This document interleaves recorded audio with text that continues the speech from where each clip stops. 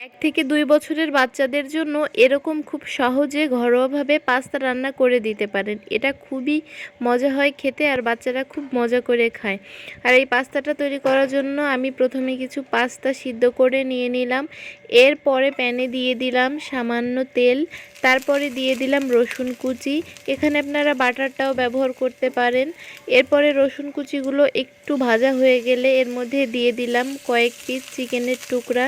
এখানে আমি চিকেনের ব্রেস্টের মাংসটা ব্যবহার করেছি। এরপরে কিছু সময় আমি চিকেনের সঙ্গে ভালো করে রসুন কুচি দিয়ে ভেজে নেওয়ার পরে এর মধ্যে আমি এখানে অ্যাড করব সামান্য একটু রসুন বাটা আর সামান্য একটু আদা বাটা। এরপরে আবারও খুব ভালো করে একটু সময় কষিয়ে নিতে হবে। তারপরে আমি এখানে অ্যাড করলাম দুধ। এখানে আমি গরুর দুধ ব্যবহার করিনি, এখানে আমি ফর্মুলা মিল্কটা ব্যবহার করেছি।